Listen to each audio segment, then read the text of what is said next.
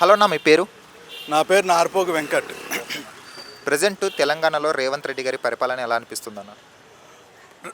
ప్రస్తుతం తెలంగాణ రాష్ట్రంలో రేవంత్ రెడ్డి గారి పరిపాలన చాలా అద్భుతంగా ఉందని నా అభిప్రాయం. ఎందుకంటే వాళ్ళు గడిచిన సంవత్సరంన్నర కాలంలో వాళ్ళు అధికారంలోకి వచ్చిన సంవత్సరంన్నర కాలంలోనే వాళ్ళు ఇచ్చిన సూపర్ 6 హామీలన్నింటినీ కూడా నెరవేర్చడం జరిగింది.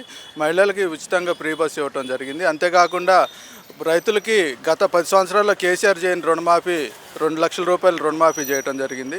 అంతేకాకుండా మరి ఇందిరమ్మ ఇళ్ళని గత 10 సంవత్సరాల్లో కేసీఆర్ ఇవ్వలేదు. ఎన్నిసార్లు మొరబెట్టుకున్న పేద ప్రజల నానా ఇబ్బందులు పడేవాళ్ళు పల్లెటూళ్ళల్లో. కానీ ఈరోజు అలా కాకుండా అర్హులైన అభ్యర్థులందరినీ కూడా కులం, ప్రాంతం, పార్టీ భేదం లేకుండా అందరికి కూడా ఇందిరమ్మ ఇళ్ళు ఇవ్వటం జరిగింది.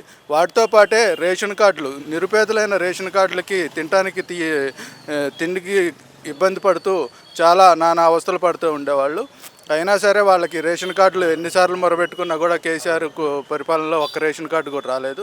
కానీ ఈరోజు మన తెలంగాణ ప్రభుత్వం అందరికీ అర్హులైన ప్రతి ఒక్కరికి మీ సేవలు అప్లై చేసుకోవడంలోనే రేషన్ కార్డు ఇవ్వటం జరుగుతుంది. కానీ ఇప్పుడు పెన్షన్ చూసుకుంటే 4,000 ఇస్తామన్నారు అధికారంలోకి రాగానే. 1.5 year అవుతున్నా ఇంకా కాంగ్రెస్ ప్రభుత్వం ఇలా. కానీ ఆంధ్రాలో చూసుకుంటే అధికారంలోకి వస్తున్న పెన్షన్ అనేది ఇస్తున్నారు కదా, ఇక్కడ ఇవ్వట్లేదు. దాని మీద ఏమంటారండి?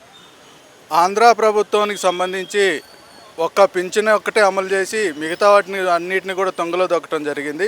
అమ్మకు వందనం అనేది రీసెంట్గా అందరికి ఇస్తానని చెప్పేసి సంవత్సరం గడిచింది. అలాగే ఫ్రీ బస్ ఇస్తానని సంవత్సరం తర్వాత మొన్న రీసెంట్గా ఓపెన్ చేయడం జరిగింది. మా ప్రభుత్వం కూడా అన్ని పథకాలను అమలు చేస్తూ రేపు వచ్చే డిసెంబర్ నాటికి దాన్ని కూడా 4,000 పింఛన్ని, మహిళలకు 2,500 రూపాయలు కూడా ఇచ్చే హామీని నెరవేరుస్తారని చెప్పేసి ప్రభుత్వం ఆల్రెడీ చెప్పడం జరిగింది. కొంతమంది కాంగ్రెస్ నాయకులే రేవంత్ రెడ్డి గారిని సీఎం పదవి నుండి తొలగించాలి అని చూస్తున్నారు. ఒకవేళ రేవంత్ రెడ్డి గారు లేకుంటే కాంగ్రెస్ ప్రభుత్వాన్ని ఎలా చూడొచ్చు, కాంగ్రెస్ పార్టీని ఎలా చూడొచ్చు? రేవంత్ రెడ్డిని తెప్పించాలి, కాంగ్రెస్లో అంతర్గత కుమ్ములాట్లు ఉన్నాయనేది ప్రతిపక్ష ఆరోపణలు మాత్రమే. వాళ్ళు చేసే కుట్రలు, వాళ్ళ యొక్క స్వలాభం కోసం పార్టీని బస్టు పట్టించాలనే ఉద్దేశంతో చేసే భాగమే. కానీ ఏ రోజు ఏ నాయకుడు మా రేవంత్ గారిని దించేస్తామని చెప్పే కానీ, లేదంటే రాహుల్ గాంధీ గారు నీ యొక్క పరిపాలన బాగాలేదని చెప్పడం కానీ చేయలేదు. ఎందుకంటే బీసీలకి 42% ఇవ్వాలని చెప్పేసి సాక్షాత్తు అసెంబ్లీలోనే బిల్లు పెట్టి పార్లమెంట్కి పంపించడం జరిగింది. కానీ పార్లమెంట్ బీజేపీ కావాలనే గవర్నర్ ఇక్కడ ఆమోదం చేయకుండా రాష్ట్రపతికి పంపించడం జరిగింది. మరి ఇదంతా కూడా కుట్రే కదా. కుట్రలో భాగమే కేసీఆర్ కానీ బీజేపీ వాళ్ళు కానీ కాంగ్రెస్ ప్రభుత్వం మీద బురద జల్లుతున్నారు.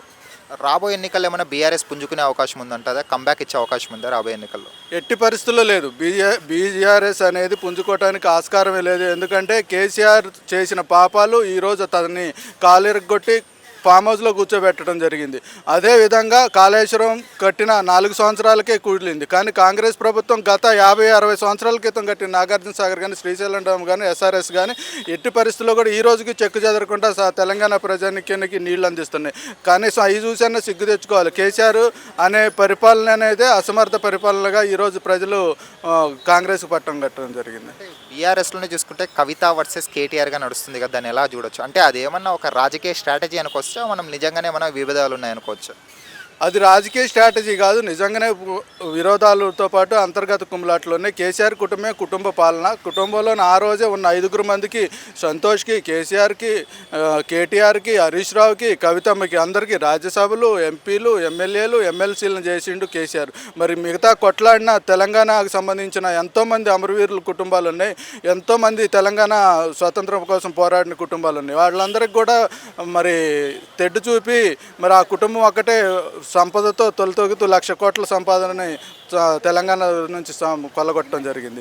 అధికారం వచ్చిన తర్వాత ఇదంతా సాధ్యమైంది. అంతకుముందు కేసీఆర్ కుటుంబం యొక్క ఆస్తులు ఎంత, అధికారం వచ్చాక ఇవాళ వాళ్ళ యొక్క వ్యక్తిగతంగా ఆస్తులు ఎంత. ఒక్కళ్ళు హరీష్ రావు కానీ, కేసీఆర్ కానీ, కేటీఆర్ కానీ, కవితమ్మ కానీ 1,00,000 కోట్ల ఆస్తులు సంపాదించడం జరిగింది. మరి తెలంగాణలో ఉన్న అధికారాన్ని అడ్డం పెట్టుకునే కదా ఇదంతా ప్రజలు చూస్తున్నారు కదా. సో ఓవరాల్గా అయితే మన రేవంత్ రెడ్డి గారి పరిపాలన బాగుందంటారు ఇక్కడ? ఖచ్చితంగా రేవంత్ రెడ్డి గారి పరిపాలన అద్భుతం. తెలంగాణ సమాజం మెచ్చుకుంటుంది. భవిష్యత్తులో జరగబోయే స్థానిక సంస్థల ఎన్నికలే ప్రత్యక్షంగా మళ్ళీ రుజువు అవుతాయి.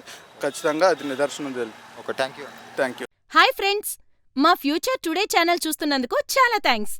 మరిన్ని లేటెస్ట్ వీడియోస్ కోసం వెంటనే సబ్స్క్రైబ్ చేయండి.